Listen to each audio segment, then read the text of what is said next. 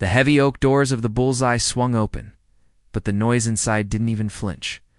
The air was thick, hanging low with a mixture of old cigarette smoke, the smell of cheap beer, and the sweaty heat of too many bodies crammed into a small space.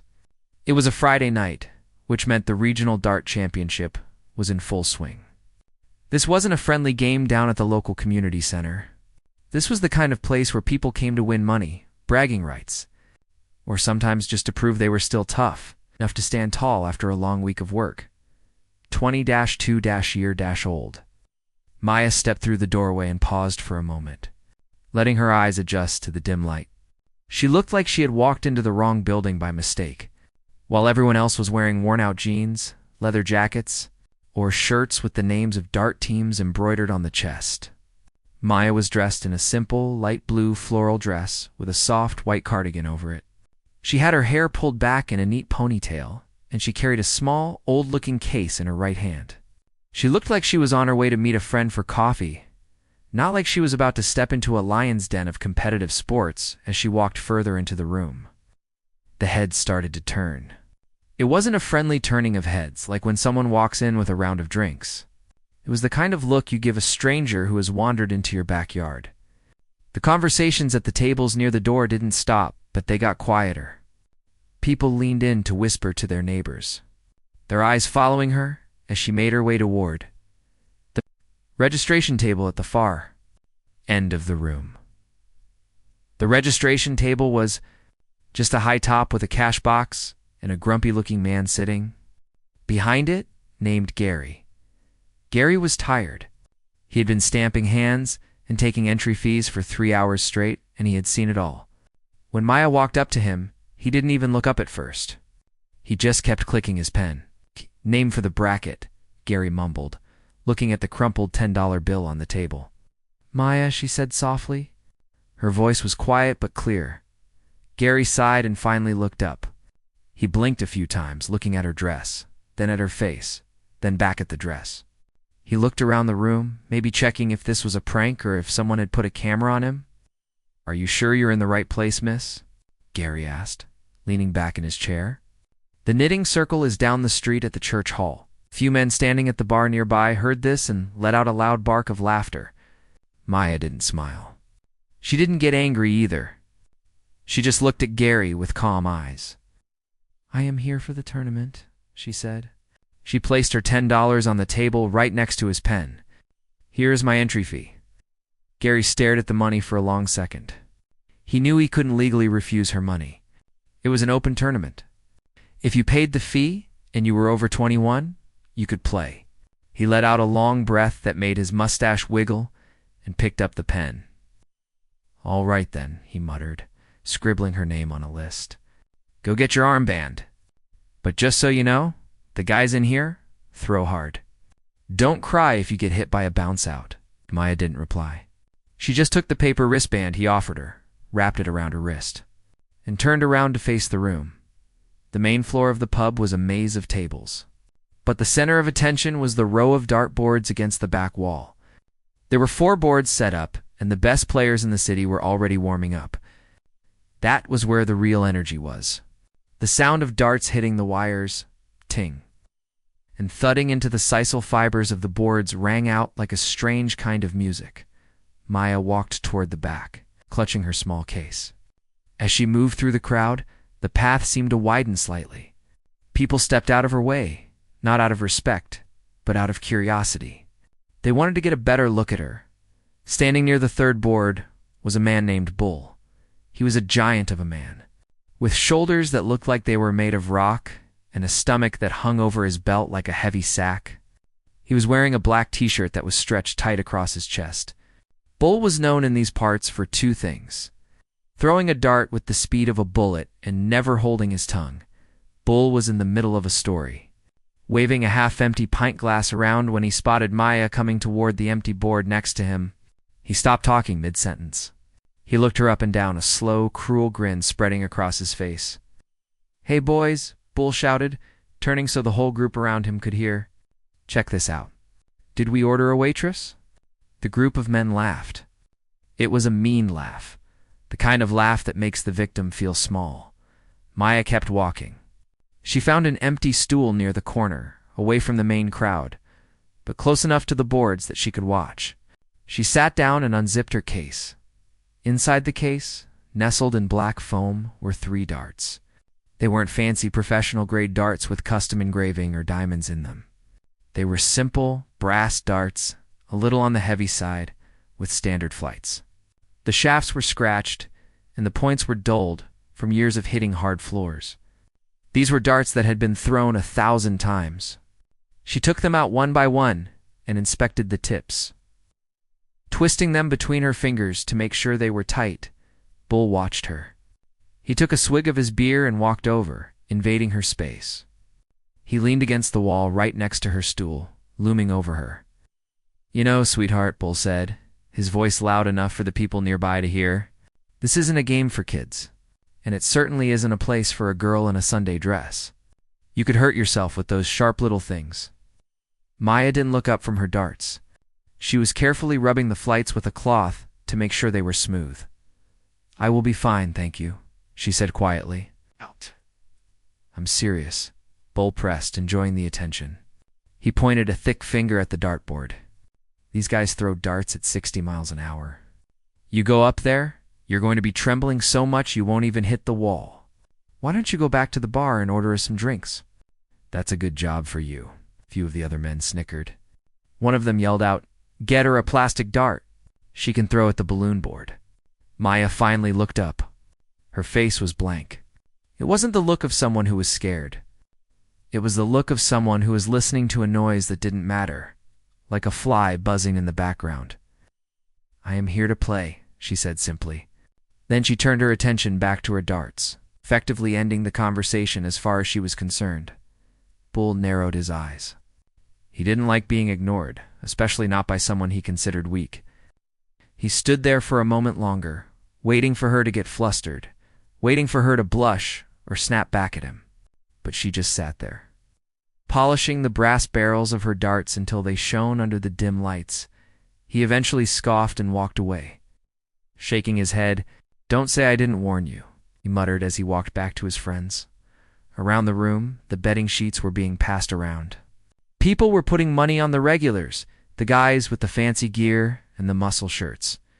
No one looked twice at Maya.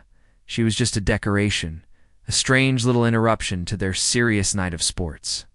They saw a young woman in a floral dress, and they made assumptions. They assumed she was weak. They assumed she was naive. They assumed she would be out in the first round, likely crying or running for the exit. They didn't see the way her thumb brushed over the grip of the dart, feeling every groove. They didn't see the stillness in her hands, a total lack of shaking that even the pros in the room didn't have. They only saw what they wanted to see. Gary at the front table finally finished pinning the brackets to the corkboard. He clapped his hands together loudly to get the room's attention. "All right, listen up," Gary shouted over the noise. "Registration is closed. The brackets are set. First matches start in 5 minutes. If your name is called, get to the Osh." A ripple of excitement went through the room. This was the moment everyone was waiting for. The joking settled down, replaced by the sound of chairs scraping against the floor and people checking the board to see who they were fighting. Maya stood up. She carefully placed her darts back into the case, clicked the latch shut, and walked over to the bracket board. She had to squeeze past a group of smokers standing by the door. They blew smoke in her face, laughing as she waved her hand to clear it. She found her name on the paper, printed in Gary's messy handwriting, all the way at the bottom of the list. Match 4. Bull versus Maya. She stared at the paper for a moment. Beside her, she felt the air shift. Bull had walked up to check the board as well. He saw the pairing and let out a laugh that sounded like a bark. "Well, look at that," Bull said, slamming his hand against the wall next to her head. "It must be my lucky night. I get to send you home early, little lady. Don't worry, I won't make it hurt too much." Maya didn't move. She just traced the line connecting their two names with her eyes. She picked up her case, turned away from the wall, and headed toward board 4. The crowd followed her, sensing an easy win for the local favorite and a chance to see a spectacle. They didn't know it yet, but they were about to witness something no one in that room would ever forget. The crowd around board 4 was growing thicker by the second, swelling like a tide coming in. It seemed like everyone in the pub wanted to get a good look at the mismatch that had just been announced. Bull was a local celebrity in this small world of thrown steel and beer. He had won this tournament 3 times in a row, and walking around with that heavy trophy was the highlight of his year. Standing on the other side of the Oshta line made of yellow tape on the floor was Maya. She looked tiny compared to him, like a bird that had accidentally landed in a cage full of tigers. The referee, a thin man with glasses that kept sliding down his nose, stepped into the space between them. He held a shiny silver coin in his hand. "Okay, gentlemen, lady, for the first match of the evening, we need to see who throws first. Call it in the air." Bull didn't even look at Maya. He just stared at the coin, his hands on his hips, his chest puffed out. "Heads," he grunted. It wasn't a request. It was a demand. The referee flicked his thumb. The coin spun up into the air, catching the light from the overhead lamps before slapping back down onto the back of his hand. He slowly lifted his other hand to reveal the face of the coin. "Heads it is," the referee announced. Bull let out a short, triumphant laugh. He turned to his friends, who were standing right behind him, practically sitting on top of the table. "Of course it is," he said, winking. "Tonight is my night. Why would luck change now?" Then Bull did something that made the crowd go quiet for a split second. He looked at the referee and shook his head. "I'll let the little lady throw first. I want her to get a feel for the board before I crush her. It's only fair."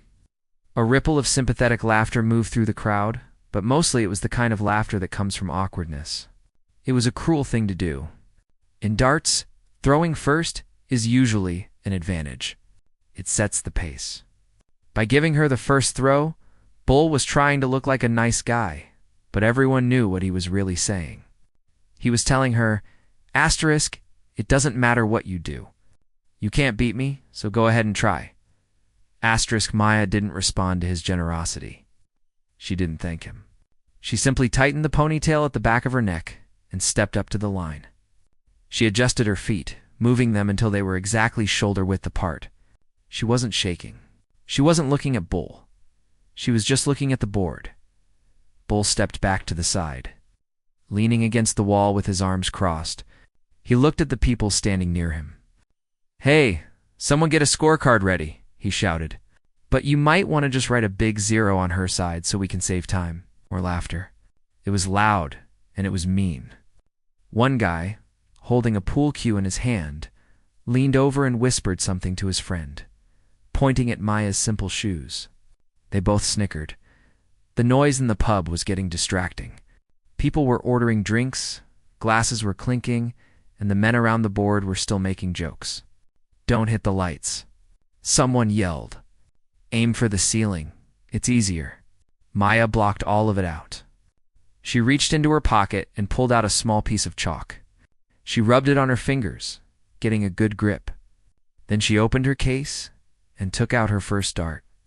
It was the heavy brass one, the one that looked like it had seen 1,000 nights just like this one. She stood at the line, staring at the board. The target was the triple 20. That is the small triangle at the very top of the board, sliced into thin wires. It is the hardest shot to make, but it is where the points are. The pros aim there every single time. The amateurs aim for the big fat chunks of colored board in the middle because they are scared to miss. Bull watched her, smirking. "She's looking at the triple," he said to the referee, loud enough for everyone to hear. "That's adorable. She thinks she's a pro." The referee looked nervous. He held his clipboard tight. "Okay, thrower is ready. Play when ready." Maya took a deep breath. Her whole body was still. In a room full of movement, she was the only thing that wasn't vibrating. She lifted the dart up to her face, aligning the tip with her eye. The bar was loud, but to her, it felt like the air had turned to water. Everything moved slowly. She saw the wires on the board. She saw the small red strip of felt that marked the 20. She saw Bull out of the corner of her eye, leaning back, looking completely relaxed. He wasn't ready. He wasn't even watching the board. He was watching the crowd, waiting for them to laugh when she missed. Then she moved. Her arm didn't jerk or twitch. It moved forward in a straight line, like a piston in a well-oiled machine. There was no fancy wind-up, no pause at the top. Just snap. The release was clean. The dart cut through the smoky air. It didn't wobble. It didn't flutter. It flew straight and true, like an arrow shot by a master archer. Thwack. The sound was different from the others that night. It wasn't a dull thud. It was a sharp, hard crack that seemed to silence the people standing closest to the board. The dart wasn't just in the triple 20. It was buried dead center in the wire, practically splitting the metal in half. It was a perfect shot.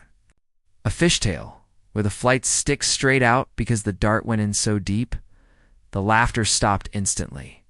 It didn't fade away. It just cut off like a light switch. The guy with the pool cue stopped whispering. Bull froze. He was still leaning against the wall with his arms crossed. His mouth opened as if he were about to say another joke, but the words died in his throat. He looked at the board, and he looked at Maya. The smirk was gone. The referee stepped forward to check the score, squinting at the board. Triple 20, he said, his voice sounding a little shaky. He wrote it down on the clipboard. Maya didn't cheer. She didn't pump her fist. She didn't even smile. She just turned around, walked back to the line, and picked up her second dart. It was as if she had thrown a piece of paper into a trash can. It was the most normal thing in the world to her. Bull pushed himself off the wall. He stood up straighter now. He looked at his friends, but they were all staring at the board, their eyes wide. The mood in the corner had shifted completely. The mockery had turned into confusion. She got lucky, Bull muttered, but he said it quietly, almost like he was trying to convince himself. Anyone can get lucky once. He walked up to the line for his turn, trying to regain his composure. He was the champion. He needed to show them who was boss. He grabbed one of his fancy, heavy tungsten darts. He spun it in his fingers aggressively. He glared at the board, as if it had personally offended him by letting her dart stick there. Watch this. Bull growled at the crowd, trying to get the energy back. He wound up making a big show of his backswing and slammed the dart forward. Thunk. The dart hit the board, but it wobbled violently in the air before landing. It hit the single 5, which is the worst score on the top half of the board. A groan went up from his supporters.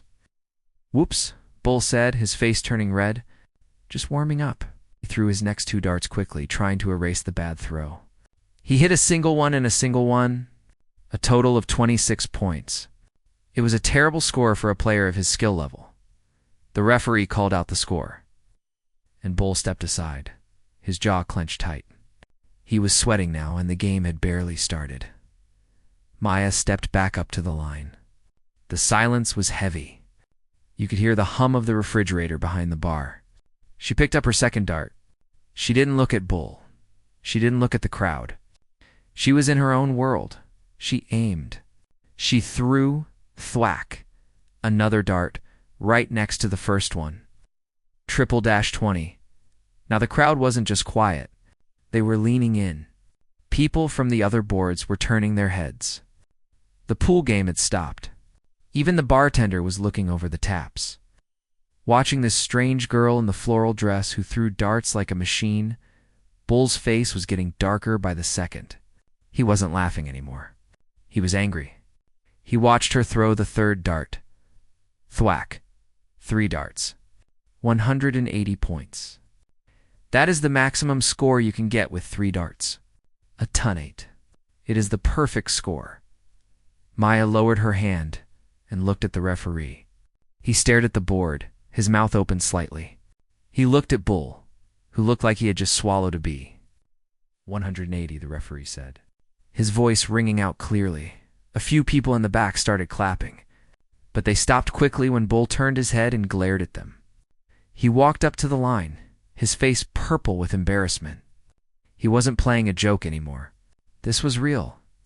He grabbed his darts with a shaking hand, realizing, perhaps for the first time, that he was in a fight he wasn't sure he could win.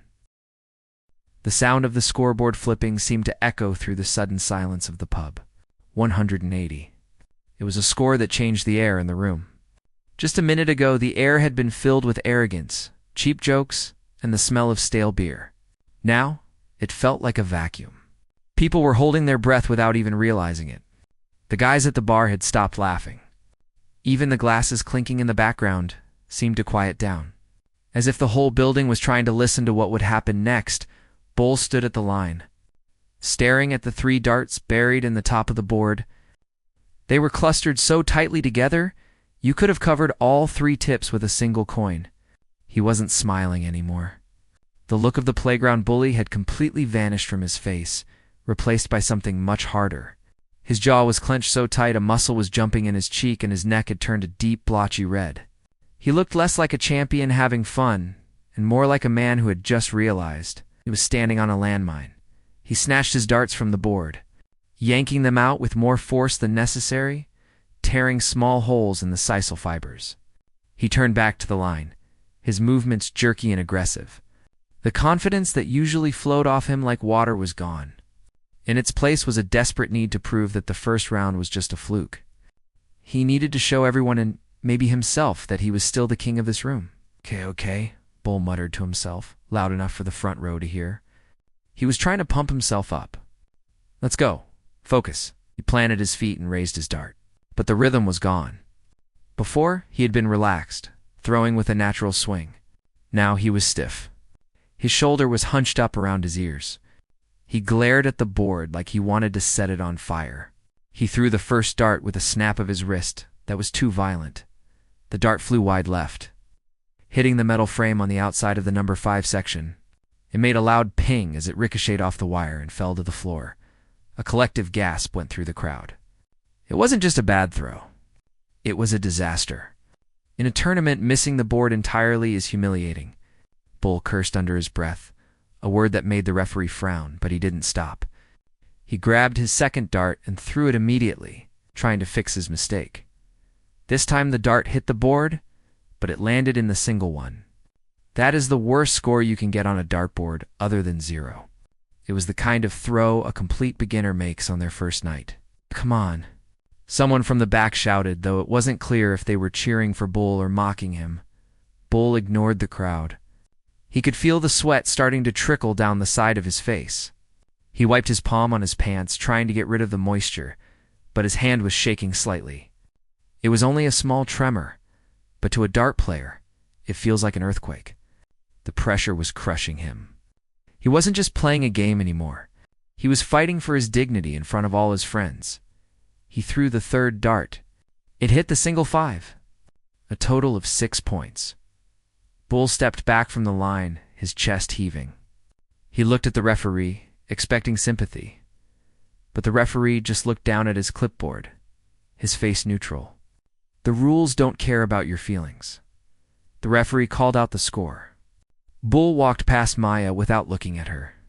He went to the corner and grabbed his pint glass, downing the rest of his beer in one long gulp to wash away the taste of embarrassment. When he slammed the glass down on the table, his hand was trembling.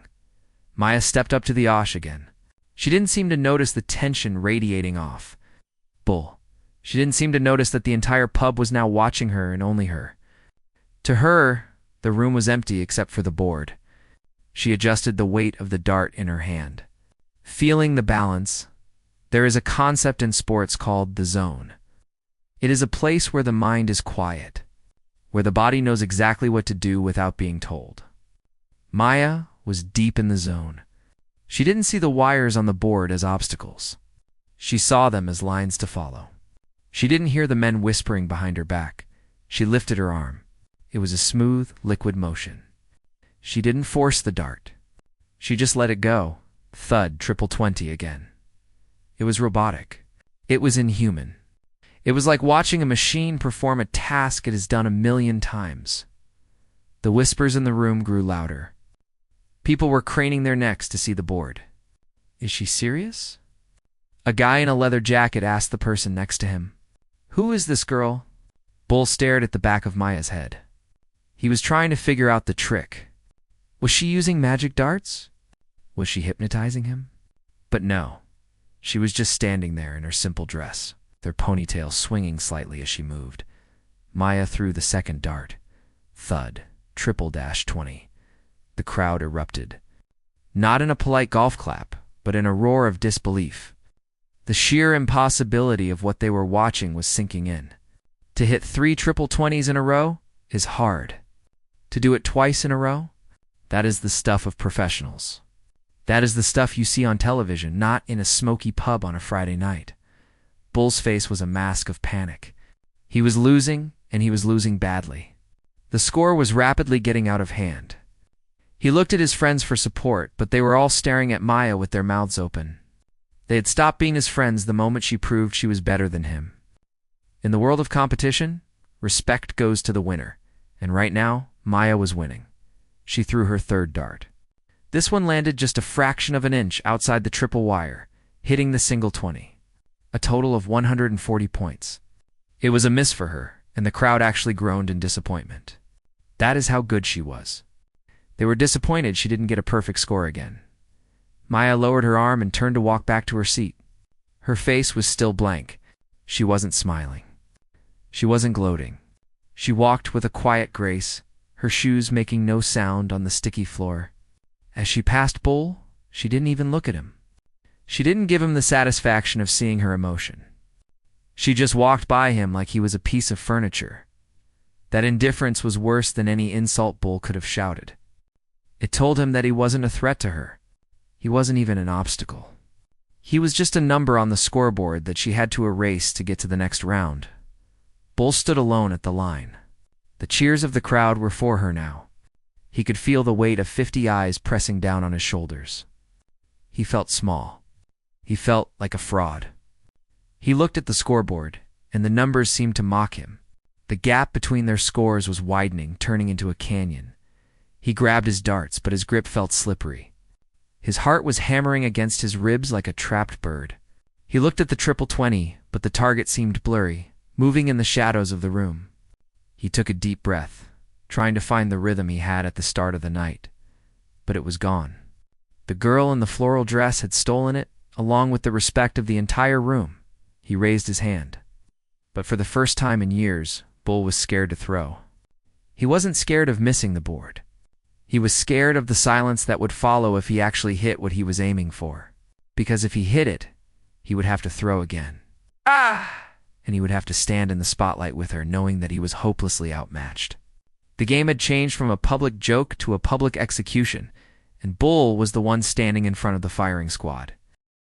Bull wiped his sweating forehead with the back of his arm, but it didn't help. He felt hot, a prickly, uncomfortable heat that had nothing to do with the temperature of the room.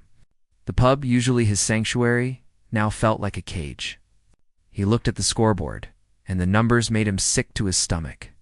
He was trailing by a massive amount. In the game of 501, you have to count down from exactly 501 points. When your opponent is scoring 180 points a turn and you are scoring 26, the math becomes a nightmare. It's like trying to empty a swimming pool with a spoon while the person next to you uses a bucket. He knew the math. He knew that unless Maya suddenly forgot how to throw, or unless she fell down and broke her arm, he was going to lose. The only thing left to play for was dignity. He just wanted to finish the game without looking like a total fool. But as he stepped to the line for his next turn, he could feel the eyes of every single person in the room burning into his back. They weren't whispering anymore. They were watching intently, waiting to see if the giant would fall or if he would make a miracle comeback. Bull gripped his dart tightly. His fingers, usually steady and confident, felt like sausages, clumsy and thick. He stared at the board, trying to find the triple 20, but the target looked impossibly small. It was mocking him. Just throw the dart, Bull, he told himself. Just hit the big ones. Don't try to be a hero. Just get it on the board. He threw the first dart. It flew through the air, but his wrist snapped at the wrong moment. The dart sailed low, missing the bed of numbers entirely and clanking loudly against the metal number plate that holds the score ring. Ping. The sound was like a gavel striking in a courtroom. Guilty. A groan rippled through the crowd. It wasn't a boo, but a sound of pity. Pity is 1,000 times worse than hate. When they hated him, he felt powerful. Now that they pitied him, he felt small. Bull cursed loudly, the word echoing off the brick walls. The referee gave him a warning look, but Bull didn't care. He threw his second dart in a fit of rage. This one hit the board, but it landed in the triple one. 3 points. It was a pathetic score. It was a score that belongs to someone who has never held a dart before in their life. He threw the third dart blindly, not even aiming. It hit a random 5. He was done. He turned around and stomped back to the side, his face twisted in frustration. He looked at Maya, expecting to see a smirk, expecting to see her gloating, but she wasn't looking at him. She was checking her fingernails. She looked bored. That hurt him more than the bad throws. It told him that his struggle, his anger, and his embarrassment meant nothing to her. To her, he was just an obstacle she had to step over to get to the next round. Maya walked up to the Osh. The noise in the room dropped to a hush again. It was amazing how she could control the mood of 100 people just by standing still. She took her darts out of her case. They were beautiful in their simplicity.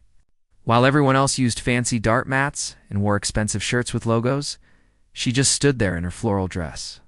She looked like she was waiting for a bus. She raised her first dart. She didn't rush. She didn't hesitate. She took her time, finding the rhythm of her breathing. When she threw, it looked effortless. The dart just seemed to float away from her hand. Thud. Triple-20. The crowd cheered. But it was a different kind of cheer now. Before, they cheered for Bull because he was loud and aggressive. Now, they cheered because they were witnessing something special. They were seeing skill that didn't belong in this smoky little bar. It felt like watching a concert pianist play in a honky-tonk dive. She threw the second dart. Asterisk. Dot. Asterisk. Triple 20 again. 2 darts, side by side, like soldiers standing at attention. Bull stood against the wall, his arms crossed tight across his chest, hugging himself. He watched her, and a strange thought went through his head. I can't beat this. It wasn't just that he was playing bad. It was that she was playing perfect. You can't fight a tidal wave. You can't fight gravity. And you can't beat someone who is playing like they are possessed by a dartboard demon. Maya lined up her third dart. She needed a few more points to finish the game. The checkout is the hardest part of darts. You have to land on exactly 0, and the last dart has to be in a double section. The pressure is immense. Even pros choke when they get to the checkout. She aimed for the top section of the board. She threw the dart with a soft flicking motion. The dart hit the wire and bounced away, landing harmlessly on the floor. It was a bounce out. The crowd let out a collective "oh." For the first time all night, Maya looked human.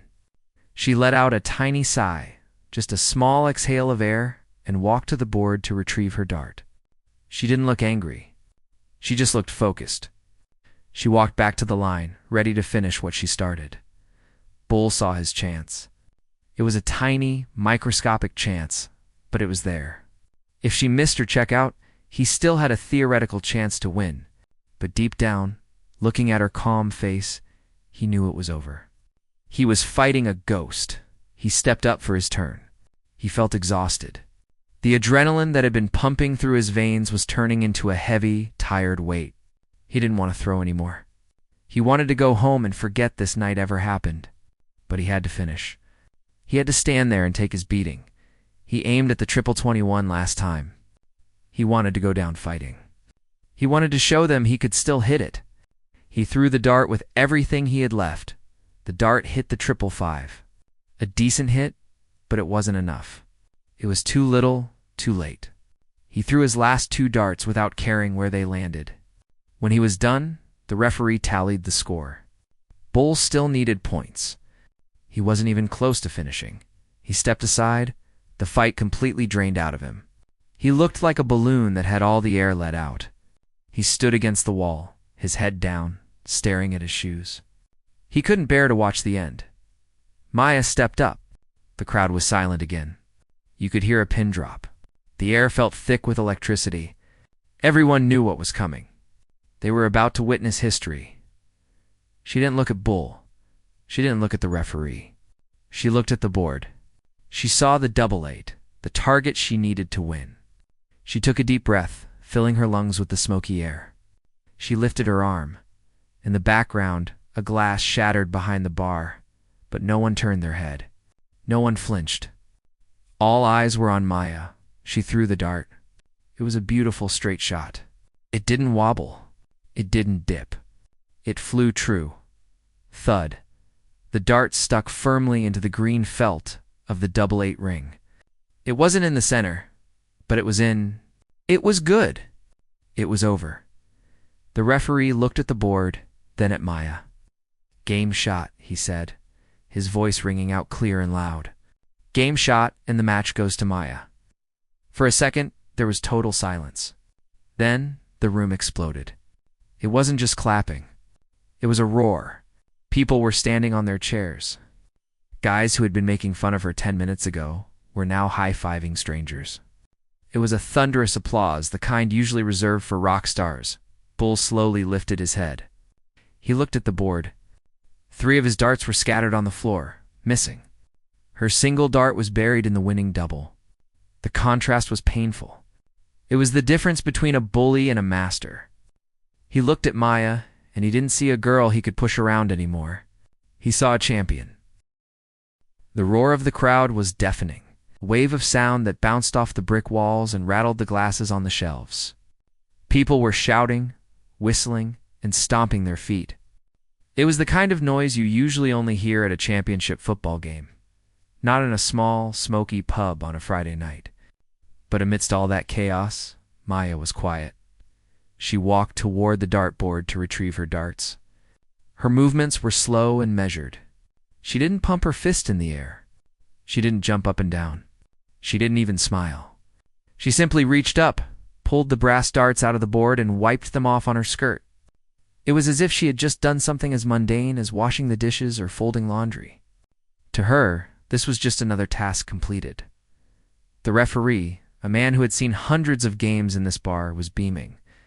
He actually clapped his hands together as he walked over to her.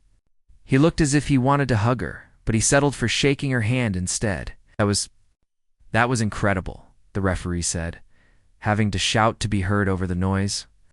"I've never seen anything like it. You just dismantled him."